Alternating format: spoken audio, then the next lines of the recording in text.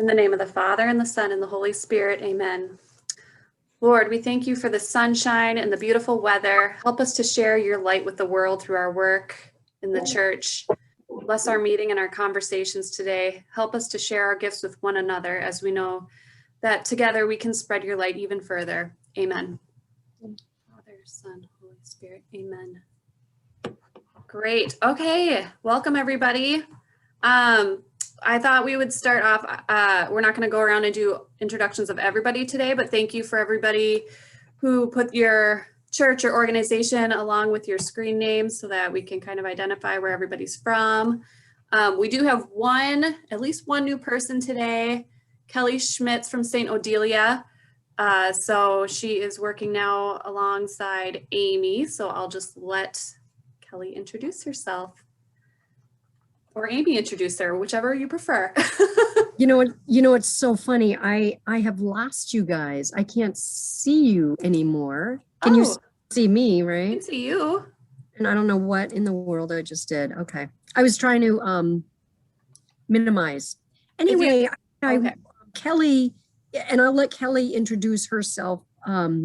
Kelly is new to us, and her role primarily is graphic design, social media support. So today's topic is perfect. And I will let her introduce herself to you all.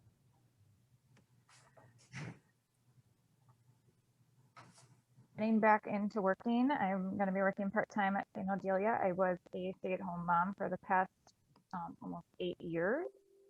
Prior to that, I worked as a graphic designer for a travel company for just like a year. And I actually also have a teaching degree. I have an elementary ed degree. So I worked as a teacher for a couple of years too. My kids, I have 3 kids. They go to St. Odelia, 2 of them right now. The other one is at home here with me today. And hopefully he will stay busy while I'm on here. But yeah, that's me. We are thrilled to have Kelly on board. She's working part-time Monday, Wednesday, Friday. And right now we have a lot going on at St. Odelia. We have a new parish administrator. Today we're meeting our new pastor who, the staff anyway, will be meeting the new pastor. Father Rask is retiring after 14 years, and effective July 1, we'll have a new pastor. So there's a lot to communicate. So just an exciting time within St. Odelia, and it's just perfect that Kelly's on board to help me and kind of focus on the social media side of communication. So I'm thrilled. Awesome. Welcome, Kelly. Thank you. All right. So we'll just jump right into social media. And we don't have a presentation or anything. I thought that, we have such a wide group of people who are already using so many different social media tools right now and have different skills and best practices and ideas on what's working really well for their parishes, that I thought really we could just have an open discussion about each of these items and kind of what is working well for your parishes. So I think hopefully we don't have too much overlap with people, but if we do, maybe we could use the hand button or something, or you can raise your hand when you want to speak or something. Okay, so we'll just start off though without any rules. So the first topic is Facebook, and talking about like page ownership, kind of setting up admins, if anyone's using Facebook Manager.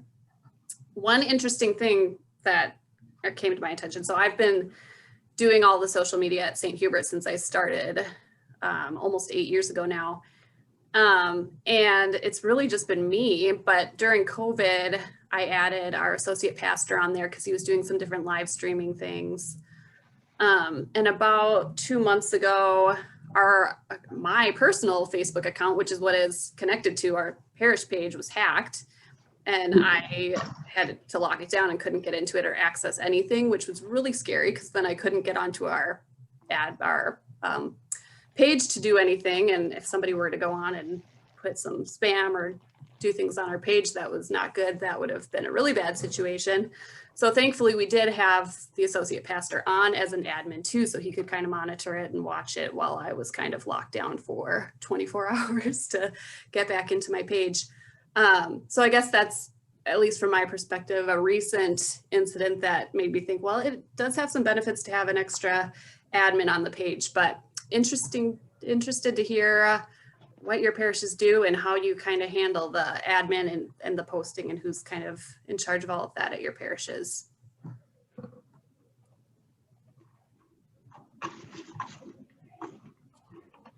Well, I can say Rhonda Church of St. Timothy and Blaine. I am the admin, the director of administration and finance. Kathy is also on there, as well as our youth and young adult minister. But generally, like, I post, I respond to comments. Libby Hubner, who some of you know, my predecessor in this role, is also, listed as administrator still, I think. So it's primarily me, just because it's easier, like if a message comes in, to not try to figure out like, well, who's going to respond to it.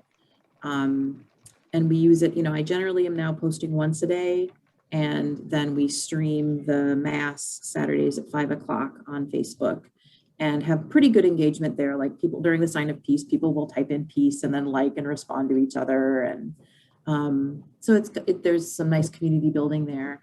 I'm also going to share a resource in the chat, just generally. Ann Garrido, she spoke in the Archdiocese recently. Did anyone go see her speak? Ann Garrido, she's actually my mentor in ministry. She was my professor in preaching at the Aquinas Institute. But this is a book called Rules of Engagement: 8 Christian Habits for Doing Good and Being Good and Doing Good Online, which is really, just how can we use social media for evangelization, for dialogue, for community building, and not all the negative things it can be used for. And she created a pledge for people to sign on to in terms of just how to use social media well. So that might be a resource for your own thinking or something you might want to share with your folks. It's a really, really excellent, accessible book,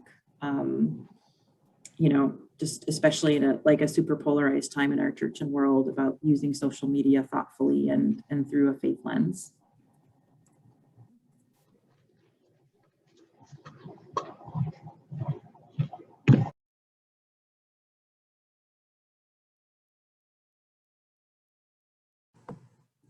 How many of you are the sole communicator on your social media channels? Okay. Go ahead, Nicole. I was just gonna say, yeah, it is kind of nice to have one person to take the lead, but I would agree with you. I mean, we usually say you at least want to have at least one either staff or clergy member, because I know there's some parishes that don't even have staff members, to have access. Sorry, it's a little loud in the background. But yeah, for the reasons you mentioned, and also because sometimes people will just put it in the hands of an intern or a volunteer, and then it's really easy to lose access. So I agree, at least 2 other people on is great. We probably have at least 6 or more people that are on our social channels. I normally take the lead on Facebook and Twitter. Cami in our office takes the lead on Instagram, and she also works with our podcasting. So, I think it's just, we lean into the strengths a lot in that way. We also use Trello, which has been fantastic. We use the free version of it to do our social media planning. And I'll tell you, it's probably nothing too pretty to look at right now, but I could certainly share if that's helpful. What's nice about that is it just really allows you to kind of look ahead at saying, well, this is what I'm going to post during this week and that week. And during like Holy Week, when I knew I had all of this content for for Lent and the different things, I really wanted to make sure I didn't forget. It was just a lifesaver. Now, it's not like scheduling. I think some of you are familiar with it. It's not like scheduling, but it's just, it allows you to organize your content in a way that makes sense. So that would be probably my biggest tip for you guys. And maybe I can share my screen real quick just so, I think, Megan, would you be allowed or be able to enable screen sharing?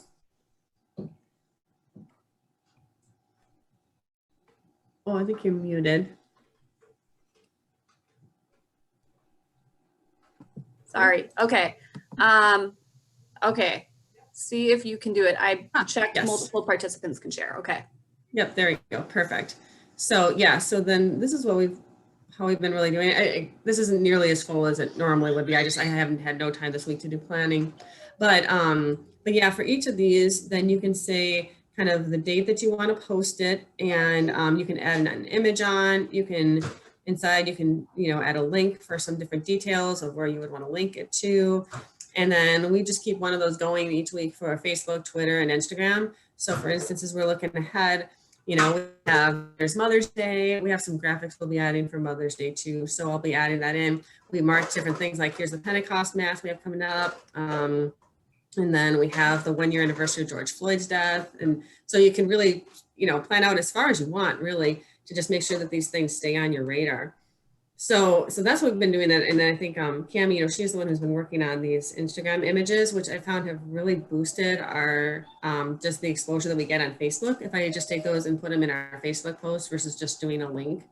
So that's been another best practice we've been doing. And just because I have it up already, we also use it for doing our email marketing, like planning that, and the content calendar we did recently. We've put that for our own planning purposes in here, so that we know, okay, as we're going to be providing some of this content over, we can, they have the different checklist things that we want to provide, and so we can kind of plan what we're doing here and then post it on the website. So yeah, that's been a really fun tool we've used.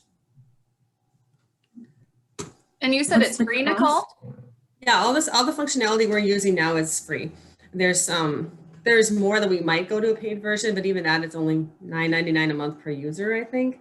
But we've been able to just, you can tag people just the way it is right now. You can set deadlines. You get one free power up, which is what they call it. And so you can maybe choose a calendar view if you want to do that. So they have a lot of things just in the free version. But I think the biggest advantage to the paid version is if you have a multi-person team, like Amy, what you're talking about, you could really assign, you could just say, this is due on this date, and you can assign it to someone, and you have a little bit more of that workflow. But we just really do it through tagging right now, and it seems to work okay. And do you kind of plan your content that way? So say you're managing Twitter and Facebook, and someone else has Instagram. Are you looking at the content each other are posting so that you can make sure you're posting similar things? Okay. Yeah, generally, I'll try to look a little bit ahead, and I'll put some things on there, and sometimes Cami will take off of that, and then she'll create the graphics, and sometimes she'll have her own original content, mostly based on practicing Catholic, but then she's also runs our Archdiocese and Instagram, so she's branched out a little bit. And actually what we've found, interestingly, probably makes sense, the old Rediscover site that used to have, for those of you who are aware, they used to have a lot of Catholic prayers and a lot of really basic questions like, why do we go to communion? Why do we do this or that? So when we weren't using that branding anymore, we moved over a lot of that content and redirected those links to our current site. Well, that's still where we probably get most of our traffic, because people are looking for those prayers. They're looking for those basic questions. So during April, the month of the Eucharist, we did a lot of posts just about what does it mean for the communion? What is the Eucharist? To which people responded, don't you mean who? Things like that. And then she said, especially on Instagram, she got a lot of really good leverage from that. And you can tell by the graphics. They look fantastic, but they're really simple. It's like a plain background, an icon, a standard font, so it always looks like kind of what you do for your branding. And that's really it. And she's able to whip those up like nothing. So I think that's one thing that's been really helpful, is just kind of having that graphic element. And then, so that, she'll kind of see what I have planned out in these different days. So she can do that over on the Instagram side, let me know when graphics are available, or I can kind of see what she has planned coming up, and I can kind of cross share that way. And you said she creates the graphics through Trello, or does she create them in Canva or another? No, I think it's probably like a Canva or something. I don't think she has Photoshop, but I think it's obviously you can do it through there, or any sort of basic graphic development program. But yeah, I think Trello is pretty much it's meant for planning, sure. Essentially. So you can add in those pictures and things. It's not really for creating this stuff. Mm-hmm. Perfect. So Nicole, that sounds like an awesome resource. I'll check it out. I guess the other thing you touched on that it doesn't do is the scheduling feature. And I'm curious, well, first of all, how many of you have, I'm sure everybody has Facebook, correct me if I'm wrong. Don't want to point any fingers here. I'm sure everyone's using Facebook. Is anyone, who's all using Instagram right now? Just raise hand, I guess. Is anyone using Twitter? Okay.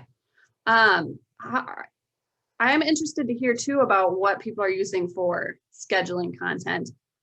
I have both Instagram and Facebook here, and I'm currently just use the Facebook scheduler to schedule posts, but is anyone else using, well, first of all, that's really all I use Facebook Business Manager for. So I guess I'm interested to hear, is anyone else using Facebook Business Manager? And like, tell me what you use it for and what you see the benefits to that are. Hi, I'm Patty and from St. Joseph's in New Hope and Plymouth. And I basically use that Facebook Manager as well for both Instagram and Facebook. And I found that it's, you know, I can post once and then it's got a feature on there. And I don't know if this was new or maybe I just discovered it recently. But you can click on the Facebook and then put in the content you want, and then click on the Instagram within that same frame and then change what you want your verbiage to be in the Instagram. Because I'll be very lengthy in Facebook and tell all about, you know, the feast day person and go in length, but Instagram, you don't want to see that. So I just really shorten it up. But I found that that was really nice. And then to be able to schedule in the future is, you know, how I do things. And I just use the scheduler. And so I can go in there and I go, okay, you know, oops, I'm missing a day. And so then I'll create some type of content there. So that's kind of how I'm using it. Bouncing off of Nicole's last ditty, I'm interested, you said there is a link from the Archdiocese, you moved all of those prayers and everything to. What is that and where can we find that? Because I struggle every day. It's like, what am I going to use to post? That's one other question I would like to get from the group. I mean, you're kind of searching for things. I go out for national holidays and then I put a religious spin on it. You know, it was National Bread Day or whatever. And then I kind of brought in the whole, you know, bread and body type of thing. And so any information there that you guys could come up or share, and, you know, it gives us ideas to bounce off of and create our own stuff. So Nicole, I'm going to turn it over to you to answer that first question. Yeah, no worries. So on our main site, the big section is in our mega menu is under faith and discipleship. And that's where you can find Practicing Catholic show as well as Catholic faith and prayer. So I'm just going to go ahead and put that under here. The prayer has kind of a few layers on it. So one of it's generally about prayer. And then if you click on it underneath it, it's Catholic prayer. So that's where you have the prayer for an expectant mother, prayer while traveling, which would be a really good one to pull up while you're, you know, once people get into those Fridays during the summer. So it has kind of prayers like that. The Catholic faith is the one that has those questions a little bit on the sacraments, the morality, and some of that basic information.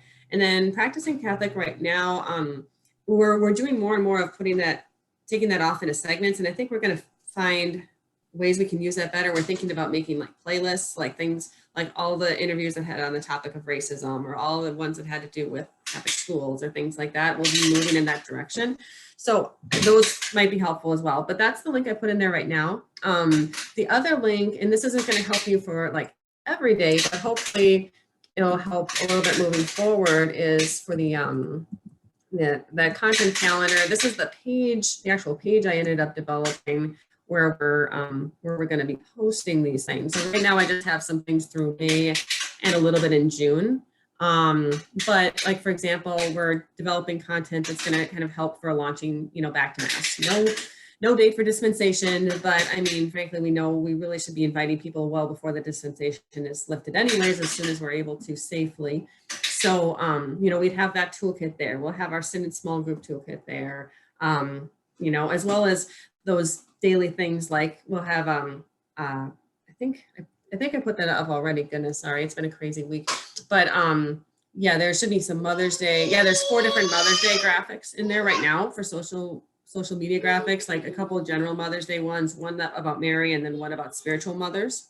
So all of those are, and they're not even, I mean, they might be our colors, but they're not branded like Archdiocese there. So that's all meant for parishes if they're helpful to use as your own.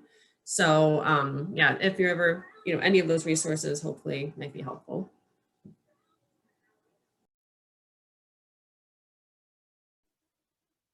Yeah, and in terms of content too, Patty, with Facebook, we're on Facebook primarily. I kind of divide my planning. I look at the month and I think, okay, what can I do this month? And I try to think ahead. Generally, I try to plan out 2 weeks. It usually ends up being a week, but I try to think ahead. But I break it down into categories, and then I go between categories for content. I do historical content for the cemeteries, people who are buried in our cemeteries that are noteworthy. I do wildlife in our cemeteries, current events and what's going on, national days, like you said, National Bread Day type of thing. And then I do inspiration and prayers on another day. And then I sometimes will do a series, like I did a series a couple of falls ago calling like trees in our cemeteries. And I partnered with the U of M to help us identify trees. And then we took pictures and highlighted it. So stuff like that, where if I can do a series, I'd like to do that, but it's not all the time. So I just kind of think of it in terms of like, what haven't I done recently? And then I plug it with one of those type of topics.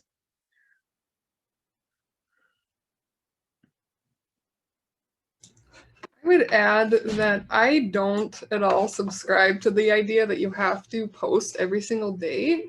I kind of look at like what is doing well, what's getting a lot of likes and a lot of interaction, and then I just try to post more of that, but I don't post every single day because I think just adding kind of like filler posts don't really perform well. And then Facebook is not going to show your posts to that many people if you keep getting, you know, just a couple of likes on posts. So I'm totally fine with just posting like 3 times a week or something like that. If it gets a lot of likes, that's what I'm going for. Because I just want to make sure that the quality of the posts are really high. And that way people are excited to see what I'm posting. Agreed. I never do more than 3 a week if I can help it. Ansley, what are your biggest successful posts, would you say? Usually it's like photos of things we're doing.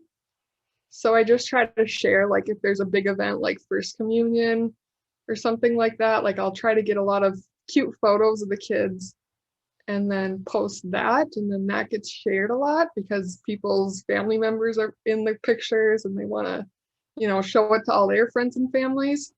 So I mostly do that. I use it as a way to like show people all the great things we're doing. I don't really use it as like, here's a little reflection. I used to kind of do that when I started the job. I'd do prayers and reflections, but I found that there's just better ways to do that.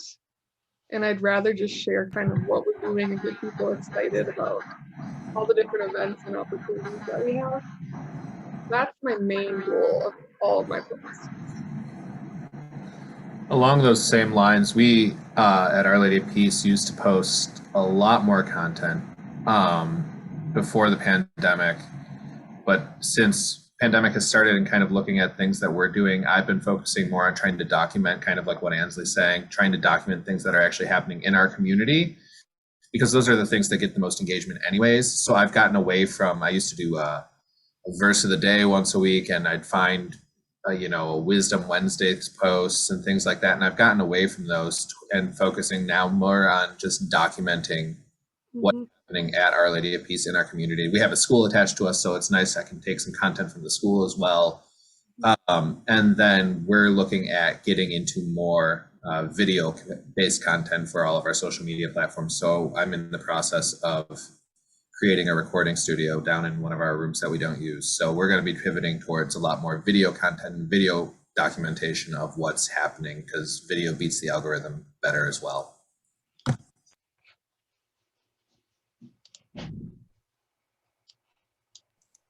You know, I'm curious, how many people have worked with like a social media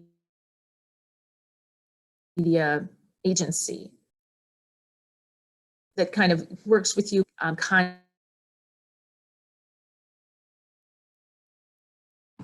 customize it however you want and put it on your Facebook? Okay, that's a big 0. There was, in why I started posting every day, actually, they were saying even more than every day, because they came up with all of these statistics and those types of things. We got a free month of them helping us and looking at our analytics and things like that. And it's, you know, all proven. And this is, once again, not saying anybody's right or wrong, but their statistics were saying at least once a day. Make sure you're getting out there, pushing out content where people are either, they may be seeing it one day or not. They also said that Facebook was the primary social media tool out there, which, you know, took me back because I'm thinking, oh, it's Instagram or it's Twitter. And they said, no, it's actually Facebook. So that was kind of interesting to know. But I was just kind of curious, and that's where it was, you know, from my standpoint, it was getting that word out there every day of some sort. And definitely where we get the most hits is the personal angles on things. We take the picture of, you know, the parking lot mass or a baptism or something like that. And of course, we've got to be very careful with what we're posting out there, unless you have authorization from that family or that person to post their face or name out there. So yeah, kind of interesting on hooking up with one of those agencies to kind of guide you and see what's going on. Well, Patty, a webinar I went to yesterday, and Megan, I don't know if you had a chance to do that one too, by Pranger Solutions. I did. I was just thinking about that. Yep. Yeah, I mean, it was really great. I think they had a lot of good ideas. And that was actually, Patty, one of the stats they had said was that, now this is a generalization, right? I mean, I think you can say their stat was that on generally that a parish that posts daily, at least on Facebook, will be getting at least 44% higher donations. I think it was something like that. But I mean, you could really see how that could be a correlation. For instance, a parish that can post daily on Facebook has people that has more resources, probably greater outreach. You know, it's not just because they posted daily that they're making this. But I think that I think what you said, you know, their idea is that you need to communicate well. You know, any healthy relationship requires frequent communication. So, you know, whether that's daily on social media or however works best for your community, then that's what really keeps people engaged.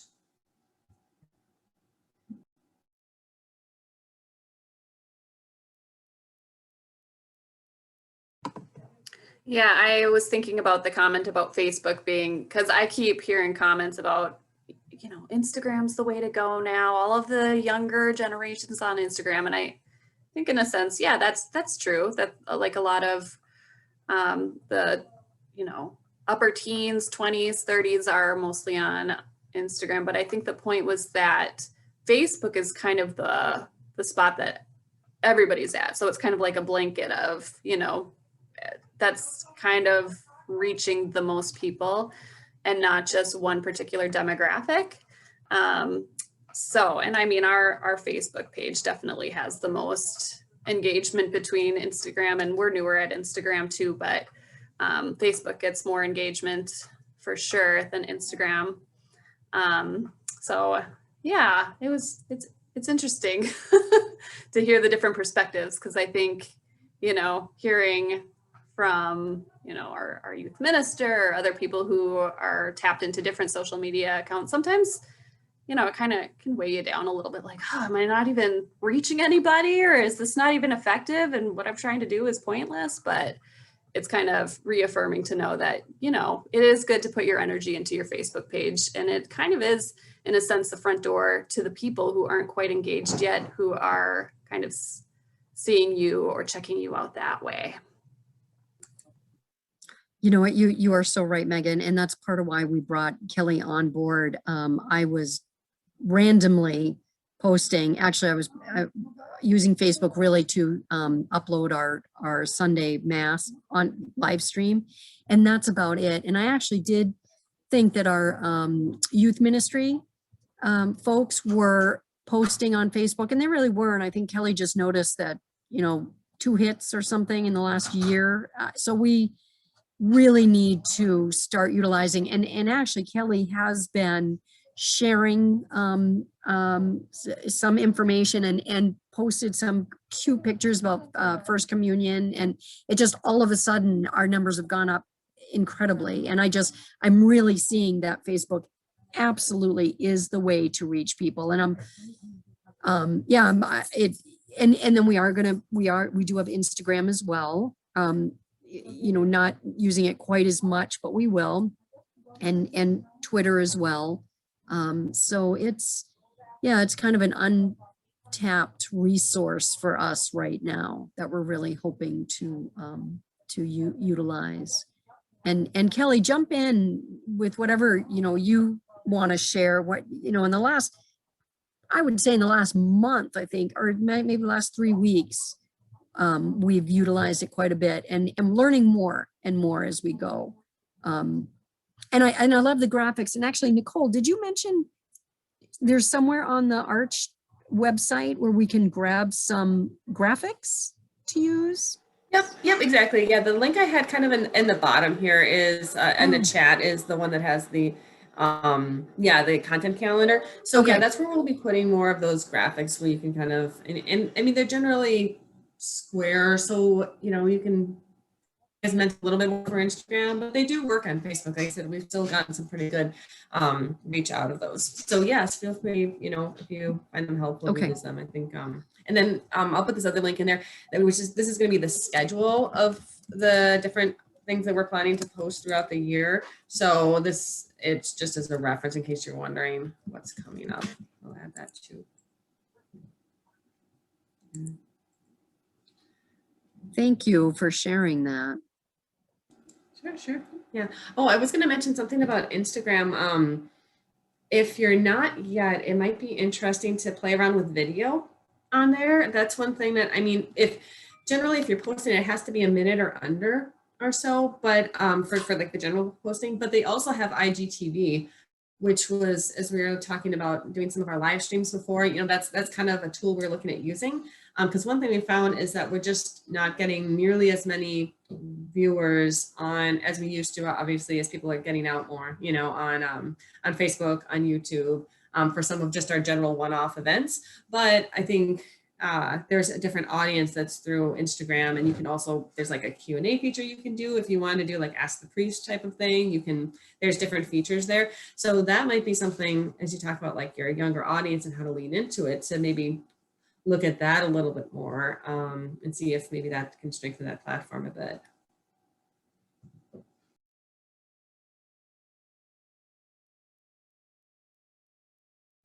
Here's a question that has come up here several times over the years, especially as we've been changing staff over a little bit.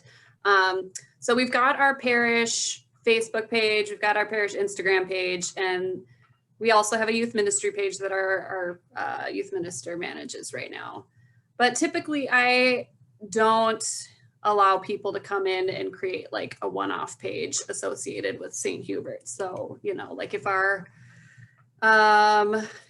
if we had a group of, I don't know, I'm going to have a horrible example, like a small group that wanted to get together and start a St. Hubert small group Facebook page associated with our parish.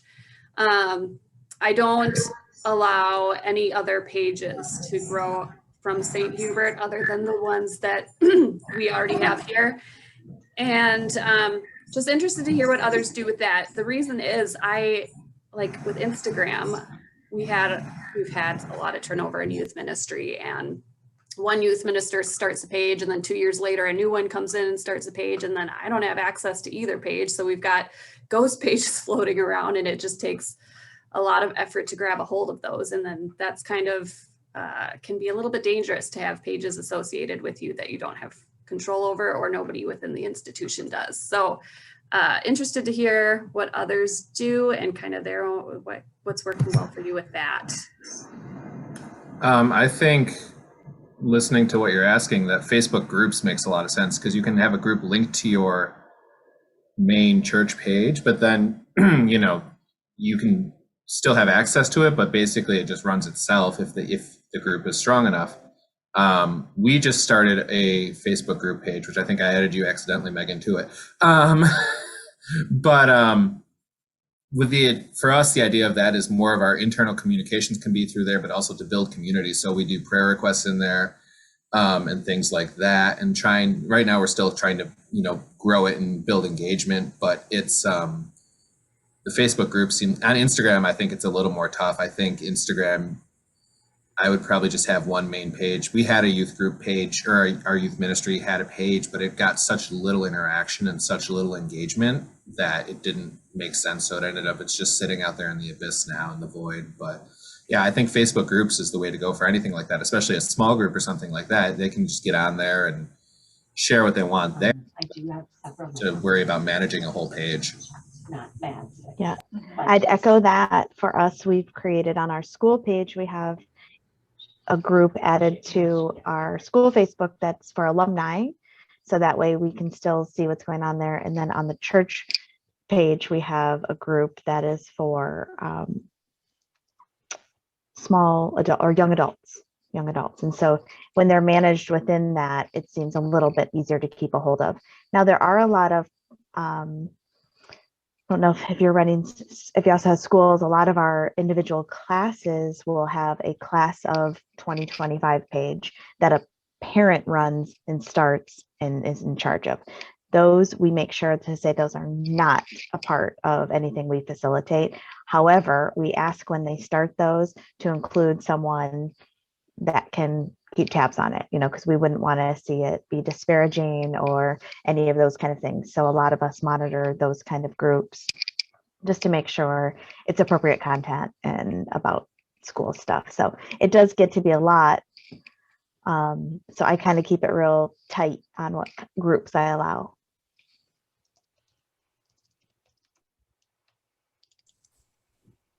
So I'm just curious about the groups. Do they, when a article is posted into one of those groups, does that feed into the main page or is that completely separate? Right. That would be completely separate. Correct me if I'm wrong, James, but the group would have its own posts that group members could all post within a group and kind of start conversations that way, and it wouldn't filter onto your page. Yep, that's correct. So then is it that you as the main administrator creates a group and then within that group, a separate admin or several admins are associated with that then? And so you as the main person can control who manages that group or manages? Yeah, so with community groups, you can set as many admins as you want. Right now, I'm the only admin in our church group, and it's actually officially the church page is the admin on that group. But you can set any admins you want, and like Megan said, any member can post. You can set. I do this. You can set where posts have to be approved, and that's how I get around the kind of content we don't want in the groups. Is by setting in your settings, you can set. That all posts have to get approval. I'm in a few church communicator groups on Facebook, and it's the same way. Anything I submit, it has to be approved before it posts. So yeah. Thanks. I'll say for St. Timothy and Blaine, we have our STM youth. I think it's like Fusion is their name. So we have a page that the youth minister manages, and she'll like share and check in. It's not super active, but she's consistent, and like, so there haven't been like the kind of instability issues of people coming and going. And then our social justice committee has a page, which isn't super active, but which a longtime parishioner and member of the social justice committee manages. And like, we haven't had any problems with posting or comments on that page. we haven't done anything with groups. It's something I thought about. But I think one of the things that has made me hesitant is I'm so aware that, like, you know, our demographic of people who are like very tech averse or tech hesitant, who like we barely are getting them to sign up for Flocknote and like check their email or like getting out of their comfort zone to register for Mass online versus like calling the parish office.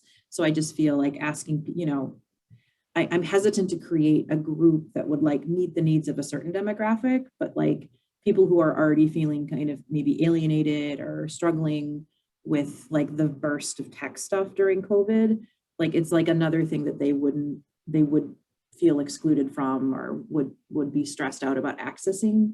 So that's kind of what's kept me from going that route. Can I add something here quick? It's relevant to all. Hearing a few comments about just demographic, who to include on Facebook groups, who to allow to post content, and something that I know is key that I'm trying to do with St. John Newman right now is actually, it's not quite branding, but it's more going through the identity. And St. John Newman just had a new pastor come in. So you kind of have a whole new vision and mission. So you have the vision and mission of a new pastor, as well as a demographic that's been, it's there. That hasn't changed. So taking the time to identify the demographics, and you're gonna have different demographics on Facebook, Instagram, obviously, people utilizing different things, but to first, I guess, pinpoint the identity of your parish. And then from there, it makes choosing what is okay to post on Instagram, Facebook. So I know it sounds pretty basic and fundamental, but I know that can be a huge thing in driving engagement, because then you're actually getting the right content, or maybe it's not about what the content is, but how it's posted and how it looks.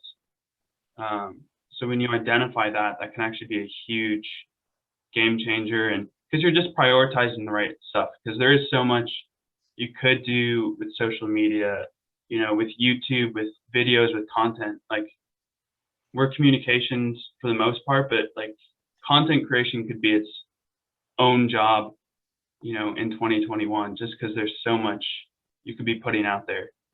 So yeah, I just wanted to add that in as like, it's a good fundamental piece to choosing what to keep, who to kind of veto, what things to include on Facebook, but it's relative to each parish, and we're trying to do it here, but it does take a while. That's all.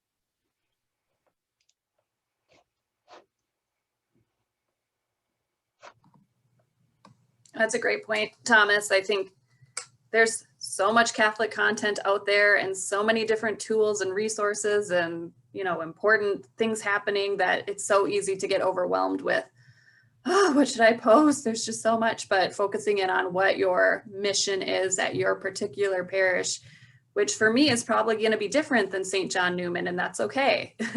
and to kind of use that as kind of a pulse for what you should be posting on your page. Thank you. That's really helpful. We have been talking a little bit about content and determining what to post on the page. I'm just interested to hear from everybody about what websites you use that you find content on, or what are some really helpful tools that help you to create your own content. I know many of us are already using Canva to create Instagram posts. And, I like to browse through my parish Instagram page to kind of even get ideas about, today's, the saint of the day is Saint Therese of Lisieux. And okay, maybe I should post something about that. And I know, again, I might be steering away from what the point Thomas just made. But anyway, just interested to hear where you get your inspiration, what sites you use, what your go-to tools are for your social media. I'm going to sure let Kelly jump in there because she comes up with some beautiful graphics. What I've used is Canva, but I think Kelly branches out way more than I do. So I'm going to let Kelly.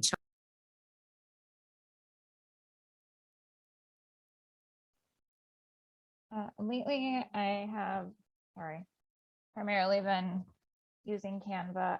I also have experience working with the Adobe suite, so I use InDesign to create my own stuff a lot.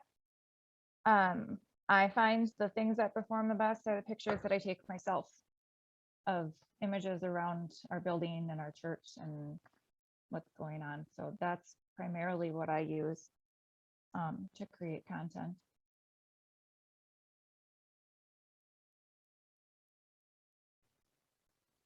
Yeah, and actually you're right. The pictures that you just snap yourself around around the parish, around the school, the building. Yeah, it says a lot, especially when there are still people who are not coming to mass. They want to see Saint Odilia. They want to see their parish. So yeah, and Kelly's also working on our website as well, trying to get that freshened up a bit.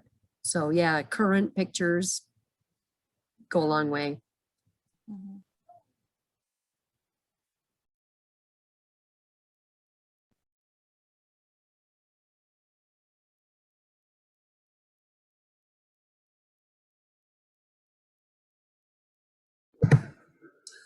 The USCCB has a resource if you don't know about it. It's called catholiccurrent.org, maybe? Let me look. Yes, catholiccurrent.org. They give weekly suggestions on posts. It's about 3 posts a week. Some of them are applicable, some of them aren't, for us at least. So I go there sometimes. Truthfully, for a lot of my content, I've followed a lot of churches, Catholic, Protestant, non-denom, on our Instagram page. So I scroll through our Instagram and look at what other churches are doing. And if there's something that I think resonates with us or our community, I will adapt it and create a graphic and then post that.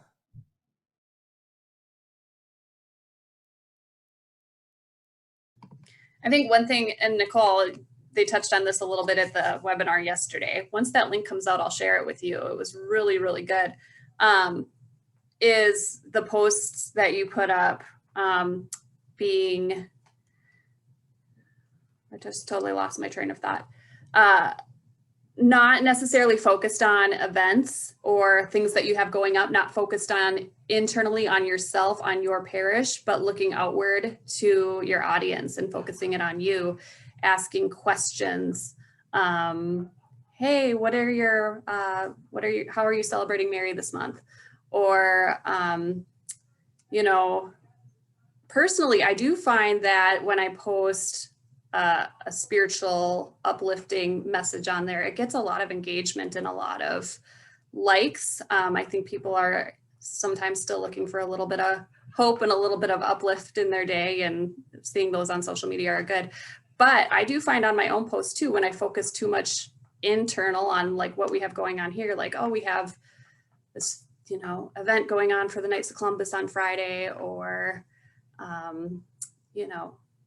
Mass March tomorrow, they get very little engagement in comparison to the inspirational things or the questions or the graphics that I'm sharing with an inspirational quote than the ones that I'm sharing about us and what we have going on within the parish, which I found interesting because that is generally, what I used to think of when I thought of Facebook. Well, I'm trying to get information out about what we have going on. I want people to know who we are and what we're doing, because that's how they're going to learn about us. But a lot of people are on social media for inspiration, for uplift, for, to not necessarily have another event to add to their schedule.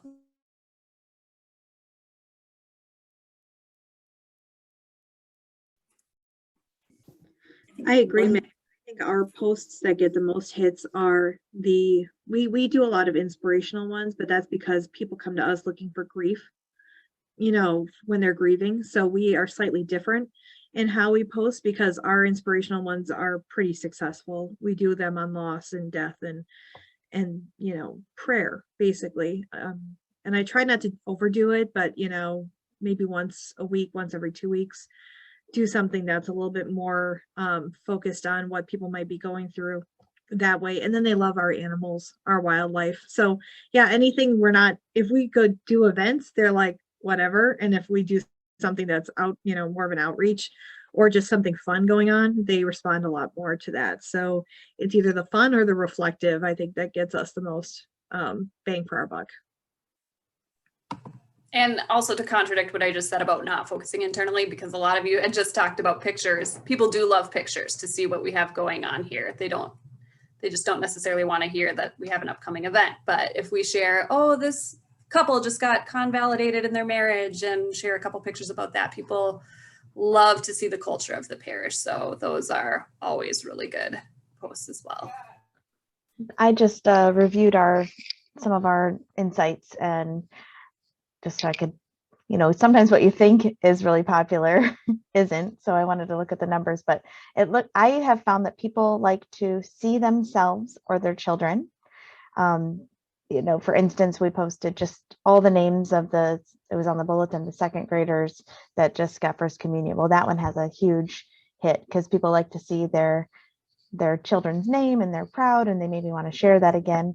The other thing that got a lot was just our grounds crew making our church beautiful for spring, and that got a lot. So yes, the pictures, the familiarity, the people, and what always is a hit here is anything about our priests, anything. They love to know more about them. They love to know what they do in their spare time. They love to know their insights. They love to know what inspires them. Father Ben shared a photo of him at his first communion, which is just precious, and everyone loved it. So that relatable content that makes them seem human is stuff that hits it out of the park.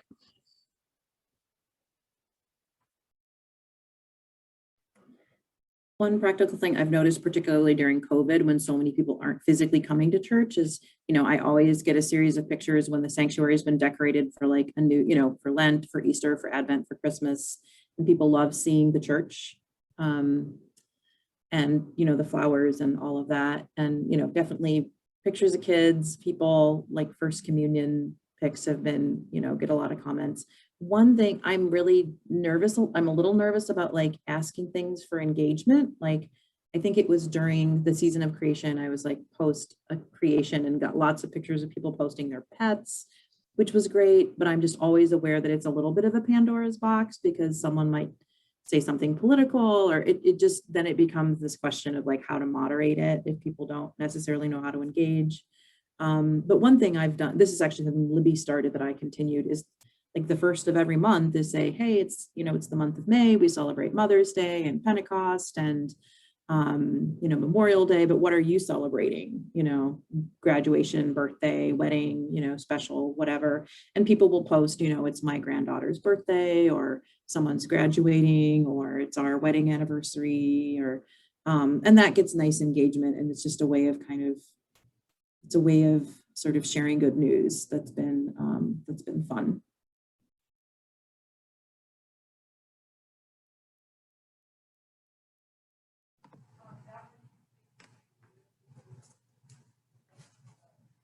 Okay, another topic that had come on, we'll move a little bit past Facebook and social media. Thank you for all of the great ideas and resources.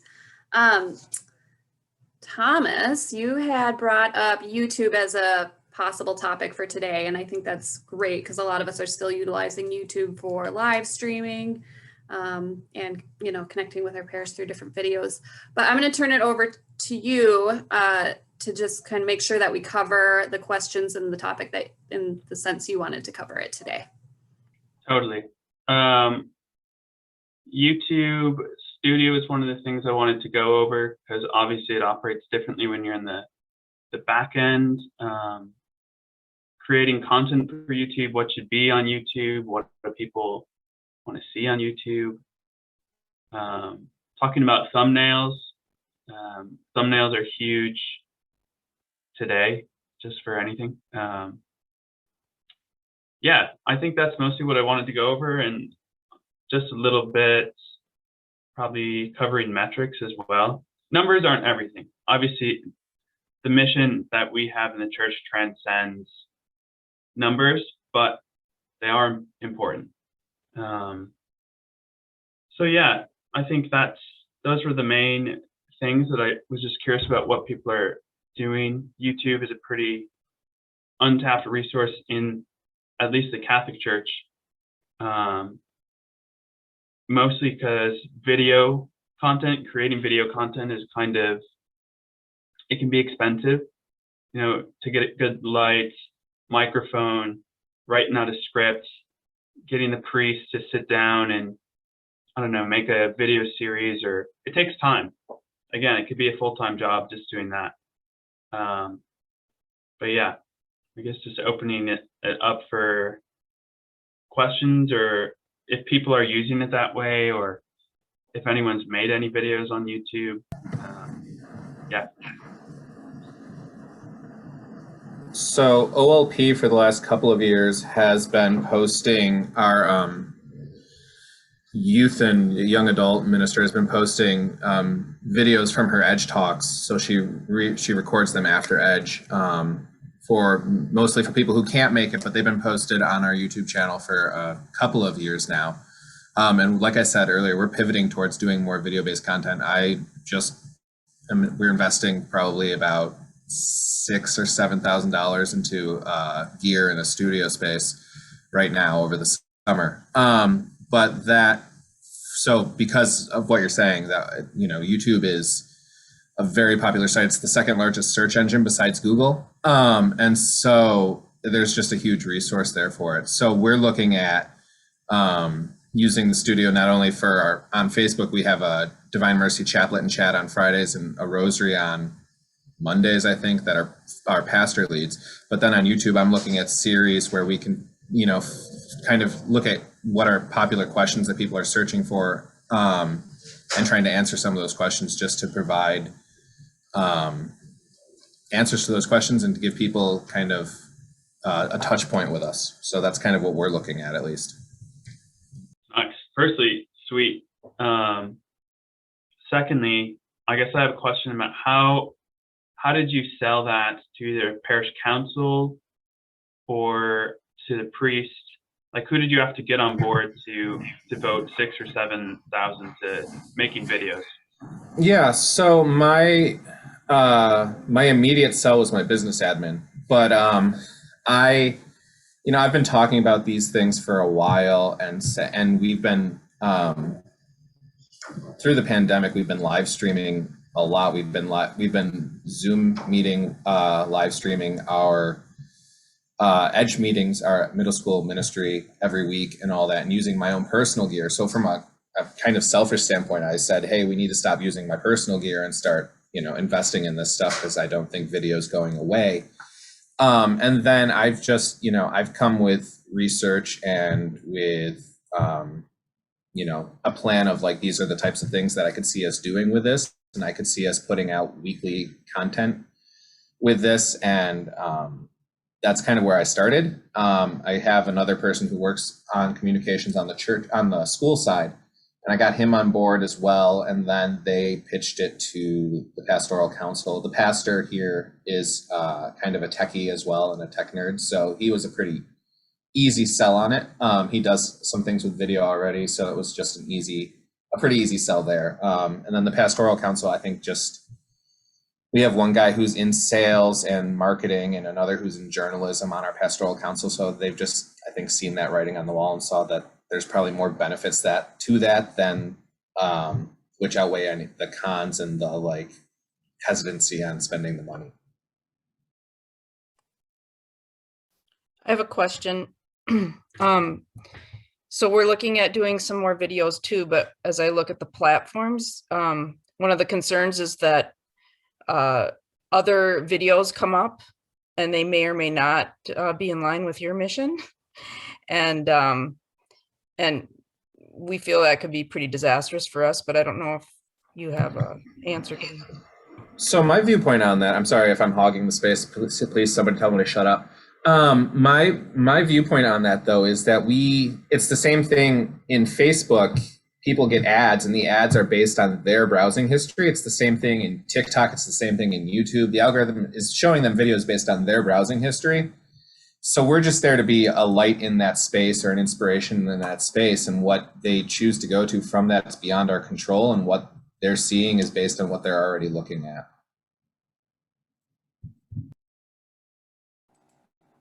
Yeah, and Lisa, one thing that we've started doing sometimes too is it's kind of a little hack where if you are able to, I don't know, I can just send a link to how we do it. But basically you replace kind of YouTube's short link that they would give you, which is like YouTube/watch equals code with YouTube/embed equals code.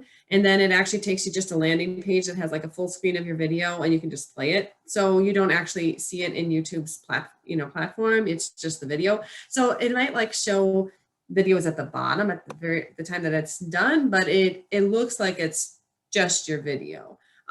So if that's helpful at all, just, just putting it when you're sharing the videos on that platform, you can still be on YouTube, but if you want to send a link that isn't surrounded by other videos, that's one thing that might be helpful. That's great. Thanks.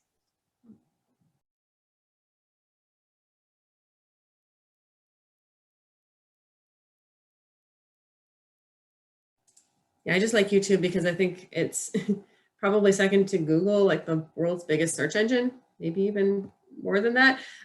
So we haven't really gotten into it that much, but I think that that's one really cool way that parishes can use that is, just not just having your events, but just maybe, I don't know, Catholic Answers has these videos that they, again, just those real basic questions of the faith, why do we do this? Why do we do that? And then that's the title. And then of course, like you were saying, Thomas, they have like some sort of a really interesting thumbnail so that it really catches your attention. So it's almost like you're posting on Facebook with a cool graphic and the link, only it's your thumbnail and video title, right? So, I mean, I think that's a really cool way to do that. We haven't delved into that too much beyond the content we're creating already, but if you, if you have those people on staff, whether it's your youth ministers or your pastors, and they're really passionate about creating videos, on some of those really, really cool topics, that's a great way you can kind of personalize those basics on the Catholic faith.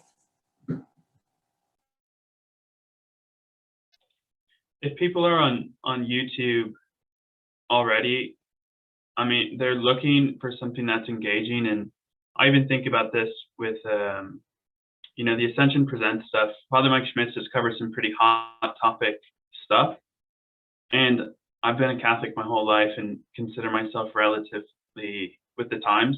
But he's covered some stuff that I had never heard a priest kind of digest. So there's an opportunity to kind of break into a new frontier here and,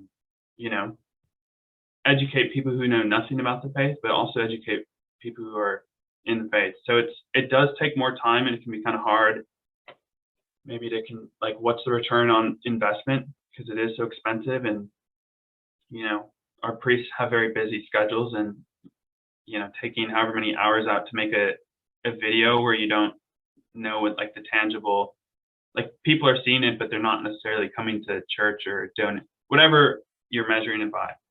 But I mean, the exposure is insane, and ultimately being a light in those places, like James is saying, I think is huge.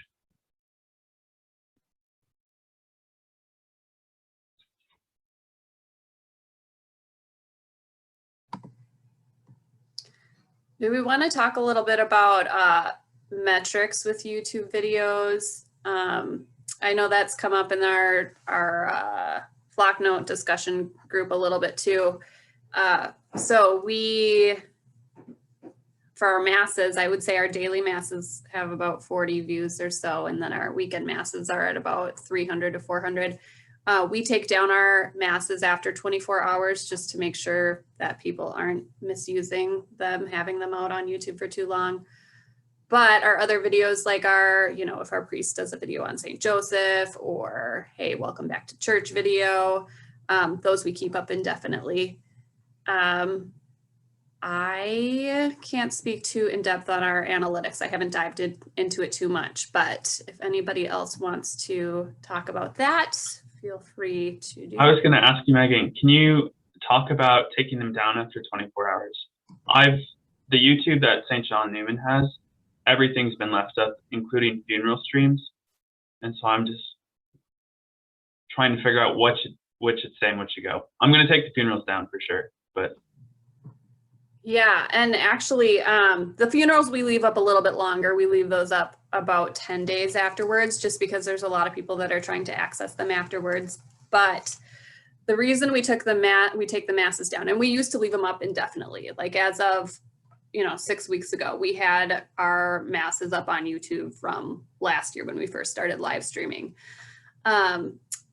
Our associate pastor had said he received information that some people, I don't know if they're parishioners, I don't know if they're just random people trying to get the Catholic Church or who, but he said that there's people who will hop around to different mass services on YouTube and try and catch the priest on things, whether it's something that they're not doing safely for COVID, or whether it's something that they say wrong in the homily, and so they were given guidance from the Archbishop to just be very careful about how they're putting things out there, and that our priests are very, very good at preaching and very good about staying to the Catholic Church and all of that. So I don't think we have anything out there that would be questionable, but just for a safety wise and to make sure people aren't going out there looking for things and misusing our masses for that is why we decided to take them down.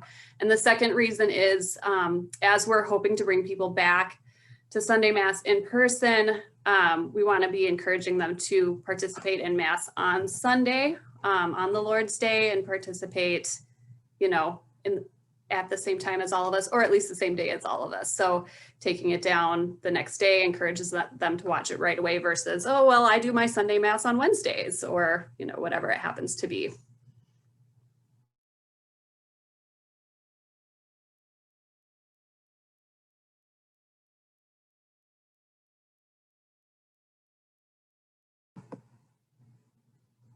So I don't know if anybody else has anything. I don't know if we have time on, oh, sorry. Go ahead, Nicole. So I was just gonna say, I don't know if we have time on this meeting to talk to it, but yeah, that has been obviously huge about looking at the whole returning to Mass and stuff. And so just based on what the governor's planning to say today, like that's going to be really big. So I don't know if we can take a few moments on that at the end. That would be huge.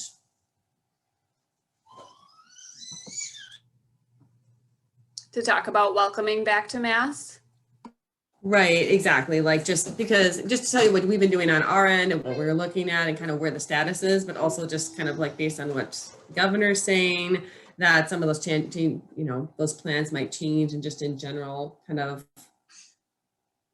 where your parishes are at and kind of how we can maybe even serve other parishes, because frankly, any parish that's here that's participating, like you guys you have that focus on communications, which is fantastic, but this is like 20 out of 186. And, part of what we're trying to do is just make sure that all of our parishes can be prepared to do the best they can to welcome people back to Mass after going through this. So I think that's just, again, that might be bigger than what we have time for right now, but that would be helpful. I definitely would value insights on that.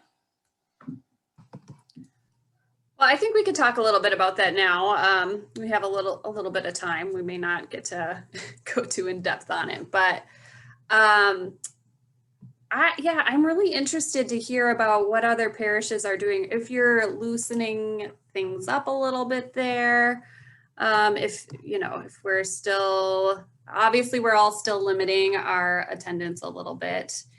At St. Hubert, we're still, having ushers seat everybody in the pews when they arrive. We're having ushers dismiss at the end of Mass so that we don't have a huge crowd of people all leaving at the same time.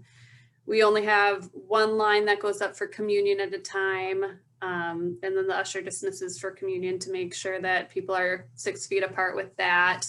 And then we're still requiring masks and not allowing any congregating within our narthex. So we're still really following things pretty close to how it was when the pandemic initially rolled out, which, I think that it's good and important that we're keeping everybody safe. But I'm curious about how or when we move forward from this, especially with the vaccine being more widely available and making things kind of feel maybe a little bit more normal, allowing people to talk to each other when they're here for mass. I know the community aspect is missed so much by people, and just being able to say hi to their friends and, you know, have a little bit of chat. And people do go outside and visit with each other, and we allow that. But it just sometimes feels a little bit less of a community when we have so many restrictions in place. So I'm just interested to hear how others are looking at that and how we're moving forward from that. Well, yeah, here's the challenge that has been interesting with this. So yeah, obviously we have that idea that we've had a lot of people kind of, you know, we've heard that there have been some parishes that have not been as good, or their parishioners haven't been as good about wearing masks or distancing. And then, I mean, even at my own school, like they are doing what they're supposed to do. But, you know, my first grader just finished distance learning because they had a COVID case, right? So we had to do all that. So, I mean, you have that end of it. You also have the end of it of the wariness about vaccines, right? So like, as much as we might say, well, it's getting commonly used, it's commonly available. I'm a little concerned about communities maybe where people don't want to get the vaccine, like what's going to kind of happen there, right? But that being said, so what, according to the Star Tribune, is that the governor is saying today is, as of May 28th, they're ending all capacity and distancing limits for indoor and outdoor gatherings. So that's even, I mean, that was even sooner than we have thought. So obviously from an archdiocesan standpoint, now we need to check in. I mean, the bishops are going to say what they're going to say. Like before they even had restrictions, the dispensation had been lifted, just so that it wasn't burdensome for those who felt that they needed to stay away, you know? And I think there's a real pastoral question about how do you do that? How do you return? Knowing that, you know, as you heard from the webinar yesterday, it takes someone like 2 months to change a habit. So if they haven't been used to going to daily mass, is it unreasonable for us to say, okay, in 2 weeks, you're going back to doing it every week? You know, I mean, I think those are the sort of questions pastorally we need to work through as communities. So on the archdiocese side, we've been working on kind of concepts. So there's lots of dioceses that have lifted dispensations already, and they kind of have these ideas of the Catholic comeback or things like that. Well, what we're trying to play around with, and I think that have gotten good responses on so far, is this idea of created for communion. And so we have the idea of the communion of that obviously we offer the Eucharist, but also the communion of being together as a church, as a community. So, and you can just do a lot with that, right? You can do like created for fellowship, created for love, created for different things along those lines. And then all under that idea of the umbrella of created for communion. And then the thought is how it could roll out is that we, you know, offering kind of 3 stages essentially. So you would have education where you're telling people kind of, you know, whether it's book studies or articles, conversation topics, things, and even the priest could talk about just what is the importance of communion? Not even just like, again, the Eucharist, but also the idea of us being together, right? Then invitation, which is that real broad idea of that, like literally anyone, when you're able to, in your community, when you feel safe, anyone who wants to come back could come back. And then dispensation kind of being that last part of where, you know, essentially, hopefully most people have already come back before this dispensation is lifted. So it's not just like you must come back. It's the idea of you've been invited, you have a special role. You understand why communion is so important for us as Catholics in both senses of the term. And again, this is like that final step. So that's kind of what we've been pitching lately. Again, I think that there's just been some positive feedback to that. But I think that the challenge will be, well, one, you know, obviously we can try to create the materials, get this in with kind of the other things that we're working on for those who would like to use it. Obviously parishes like, you know, you guys, if you already have your resources, you can fly with it and do your own thing, you know, better than we could create it for you. So, I mean, I think that's really great. Again, we're just really looking at what is, and I would be definitely willing, if anyone is willing to kind of be on a little ad hoc committee for like brainstorming feedback, that would be fantastic. We're just really looking at how do we help all parishes do this? And from an archdiocesan standpoint, that can be really challenging. So that's just really where the status is right now. And so, I mean, again, really love to hear again what you're doing at your parish and the other best practices or any other resources. We're thinking template letters, graphics, invitation cards, things like that. but just yeah, just not having that, not really knowing what's happened in 186 areas. It's hard for us to really be able to say specifically, this is the one thing that will make sure that anyone that can come back will, you know. I think we're going to do a combination of a video from the pastor, just because that already is so engaging. People like to hear, but we hadn't really had a theme for it. But what is it made for communion? Is something to that effect, Nicole? Yeah, created for communion. So Created for communion. It also speaks to the identity idea, which obviously is, again, huge. This idea, like, what is our identity? It's the identity that we are created as children of God, that sort of thing. Yeah, we'll I really like that. I think we'll run with that and pitch it more as an invitation rather than like a mandate, like you have to come or else. Yeah, so we're gonna do that because most people watch the videos at this point, but we'll also probably send out a letter just for those who are kind of averse to tech. I think between those two things and promoting the video on social media, I think we'll hit kind of everything, hopefully through that. But what was the date you said? You said end of May? Yeah, he said, yeah, that's what they're expecting the governor to say. So he would say end of distancing, but still requiring masks for large gatherings on May 28th, but probably end of even masks as of July 1st or sooner. He's waiting for a certain percentage of the vaccines to get where it needs to be. I mean, again, I think as a communities, we can still say like, okay, if only 30% of our community we know is getting the vaccine, we have to think about this a little bit. But yeah, you know what I'm talking about. Yeah. But I think we also just have to, you know, we can't be completely ignorant of culture either. Like if our state is already opening up like this, I mean, we just need to think about, again, how do we do this as church? And then how do we also do it, again, pastorally, to just recognize, and I think this is one thing that was really fantastic about that webinar too, was that they talked about commemorating it. Like commemoration is now part of this process because we have all been through something really huge. And so whether it's you come back with a spiritual bouquet of those who you've lost during COVID, whether it's you kind of have something that's marked that time that you had home with your family and kind of how you work through that, these moments in time that you went through as a community, and then hopefully the idea is that it would help in coming back. You give someone an invitation, you give them a role, you give them an example to have one touch point with every parishioner in your community by saying, we want you to play this certain role, and this is, you know, how it's going to play out. I just think is just a really powerful concept. I thought so too, Nicole. I really liked the mosaic idea. So they mentioned you send out, you know, a welcome back packet or invite people to come in and pick up a welcome back packet. And we're having this event on September 15th. Now, I don't know if we're ready for events yet, but the concept is still good.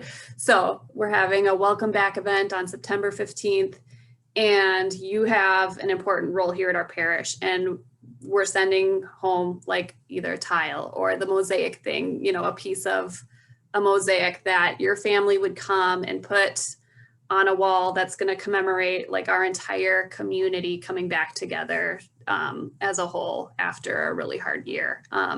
So I thought that was really cool and a great way to welcome people back in kind of a celebratory way.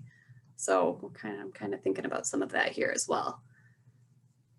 But Nicole, to your point about the Archdiocese and communications and helping 180 parishes come back together, I think that it's so helpful. And I know you can't do a one communication that's going to work for every single parish, but I think even just coming down with some guidelines from the Archbishop after the governor speaks, and you know, here's the new restrictions, and here's kind of what that means for us as a parish, and however that makes sense for each parish to implement it, to move forward, to help us move forward with some of those. I think that sometimes we feel stuck and we feel like we can't move forward. And especially when the Archbishop says we can move forward, that always helps, especially with our leaders here at the parishes. So I'll just say that anything you can provide, even if it's not, here's what it is exactly for your parish, but just some simple guidelines about here's some things you can think about as you move forward with your parishes in whatever way that might look for you. Great, thank you. Mhm. I also want to say thank you so much for the Archbishop's video that came out last week where he talked about having gotten the vaccine and he put a mask on because it really helps us and our hospitality managers who get pushback and they, well, at St. So-and-so, they don't have to do this. And, you know, with having guests for First Communion. So like, it was so helpful to be able to sort of say, this is what we're hearing from the Archbishop and this is what's being asked of the whole Archdiocese. So it definitely takes our ushers off the hot seat, basically. Good, thank you. That's part of the hope is that, you know, if needed, you could say, look, it's not us. Look, Send it up the food chain. All right, well, we're getting close to our 11:30 ending time. Does anyone have any announcements or last minute items that they would like to bring up before we close? Oh, on a much lighter note, we're looking at, we're asking for if anyone has a really cool like nativity themed or Christmas themed artwork or picture photo that you have. Like we're trying to get basically a repository of these for the bishop and archbishop to choose from for their Christmas cards, like this year down the road. So if you have anything really cool, essentially what we would need is this link is going to point you to a OneDrive folder.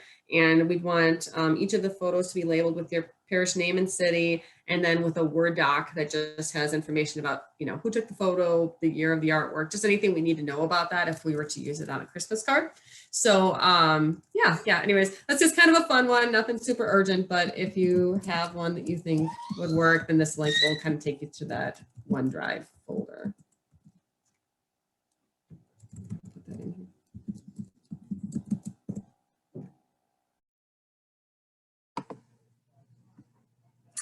Okay, I will send out the meeting recording later once I get that all processed. And then I'm going to take a copy all of the resources that showed up in our chat box here too. So I'll send those out as well. And thank you everyone for being here. Looking forward to seeing you again next month. And again, feel free to use Flocknote to continue bringing up any discussion items that you have between now and then. So have a great rest of your week, everybody.